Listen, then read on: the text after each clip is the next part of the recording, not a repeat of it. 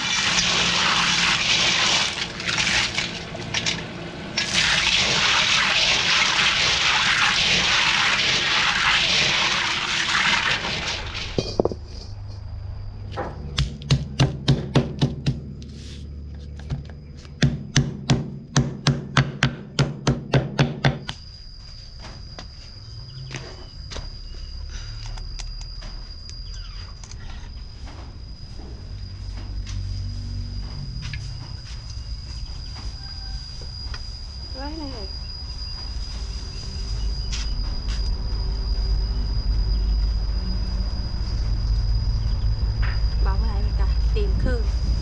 ไปถูกดิฉันหกเสือสำเร็จเลย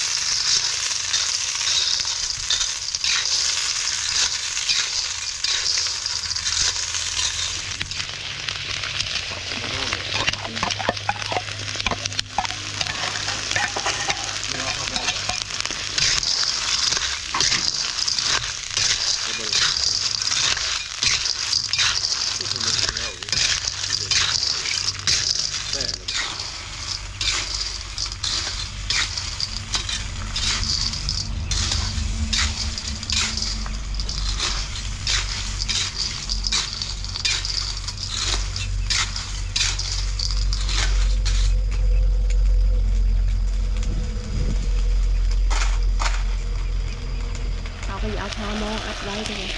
เพื่อมันอ้างนะเพื่อมันอ้างออกเก็บผักอันนี้ทุกคนเซอร์นี่ผักกะเพราเก็บผักกะเพราเซอร์มันหอมขั่วหอยใส่ผักกะเพรา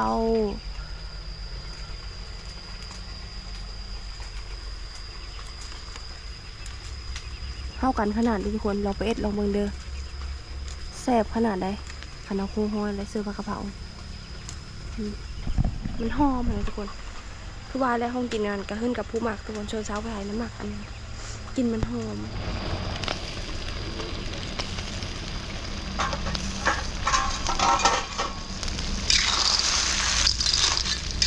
มันก็เริ่มอ้างเลย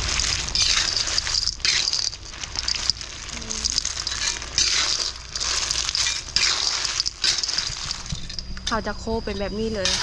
เพราะว่าขี้ข้านแก่ทุกคนเพื่อผู้ยิ่งกินและแก่เอานะโคเป็นแบบนี้เลยเพื่อผู้ยิ่งกินแล้วก็จะแก่เอา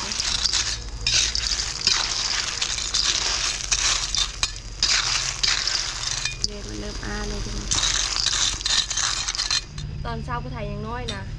อันยามนี้เห็นนะทุกคนยามผักเห็นเด็กไปห้าจกห้อยกาบแล้วก็ห้าเอาห้อยสายห้อยนี่นะทุกคนห้อยสายนี่นะเมื่อมื้อคือเขาไปกินทุกคนขาหมักนะเอามาแล้วก็ต้มข้าวเป้สุนาเศร้าไผ่ไปเอาเนี่ยเอามาเนี่ยจะต้มข้าวเป้กินทุกคนต้มข้าวเป้เขาอะนะต้มข้าวเป้เขาเลยเซอร์ห้อยสายนี่เขาจะต้มห้อยสายก้อนเลยก็เอาออกมาแกะเลยก็จังอันเอาไปเสิร์ฟกับข้าวเป้ทุกคนหอมหนูเลยห้อยสายนี่นะคือที่เห็นแต่ยังน้อยแม่เอ็ดเคยกินนะแต่ยังน้อยห้อยสายนี่ร้ายแต่คู่มือนี่มันไม่ร้ายไปเลยแล้วห้อยสายทุกคนแต่ยังน้อยนี่เศร้าไผ่ไปเอาโอ้ยเป็นกอบเป็นกำเอาแต่ละเธอนี่เต็มกระบุงกระตาทุกคนไปเอาห้อยสายนี่แล้วก็เลือกเอาหน่วยใหญ่ๆได้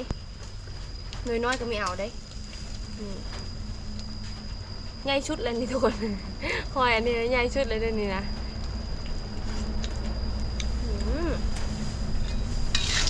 ใช่ครับมันจะหนูนะทุกคน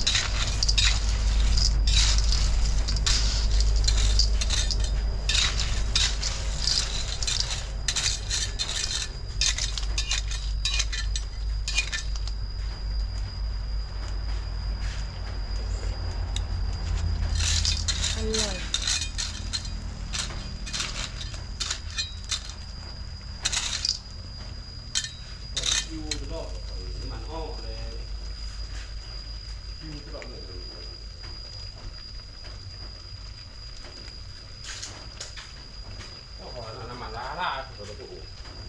จะได้เป็นขี้อยู่ดีๆเป็นว่าลูกวาบเลยเนี่ยนี่มันค่อยช่วยอ้อฟังเลยหน้าจุดมันเท่าโหไม่เห็นจะไรคิวตลอดเลยได้บอกมันพอช่วยอ้อรถกาเพตลอดทุกคนข้ามันจมน้ำแต่เช้าไทยขึ้นภูแต่ตอนนั้นพูดเลยข้ามันไล่น้ำนะทุกคนแล้วขึ้นมาเป้านะรถนะมีคือเก่าเลยขี่ไปมีโมนคือแต่เก่านะ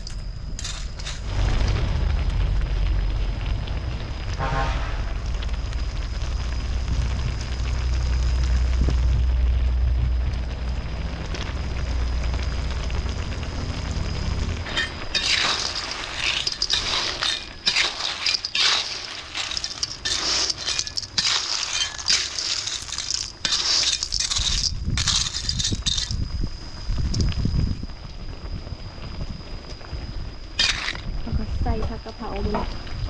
มันดีสุกเลยค่ะ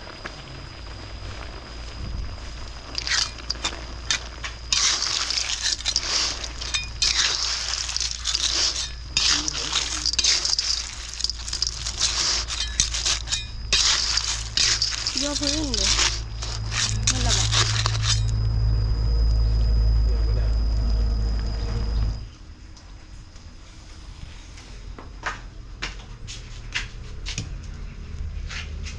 สุกแล้วจ้าขั่วหอยมาเด้อมากินน้ำกันเด้อกินขั่วหอยสาย สุกบ้าเลยบ้าไม่ถึงไม่ถึง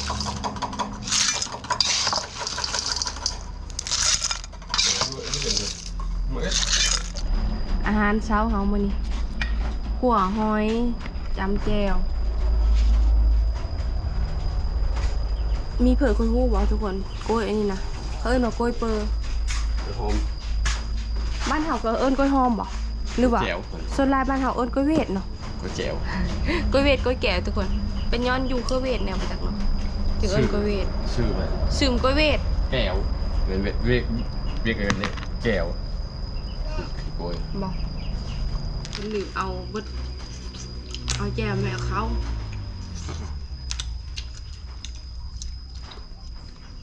บ่แพ้ที่คุยมันนี่ ไม่ลง มันเด้อ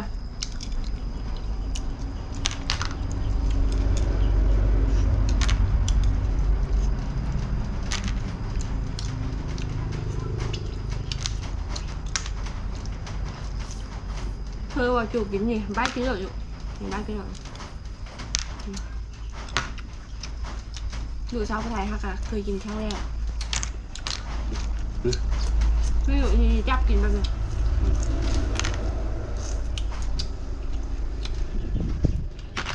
เหมืองเหมือง วงเอาวง นี่ นี่ลูกนี่น้ำมันนี่จ้ำน้ำมันแซ่บน้ำมันป้าโนเห็นเราอยู่น้ำมันนะกินบ้างใช่ปะอาหารลูกคนมืดๆเลยได้เนี่ยมันเทียวกินอยู่นี่แหละเหมือนมือ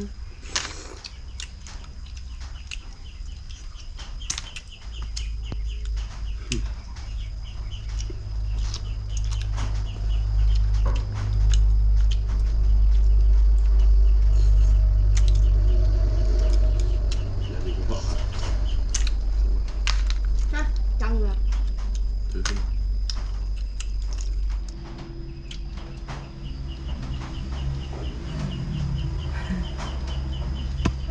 แซ่บโมดำน้ำหอยโนโนน้อยไปจงให้กาบขัดได้พอทำหนึ่งเลยเต็มคลองเลยเฉพาะจกเอาทำเดียวนะ มันโยนก้อนก่อนเลยนะ ไปเป็นแพร่งมไปมาเอ็ดแบบชุลุชลาบอยู่มันตังขึ้นนะจกเอาเต็มคลอง ปิ้งแซม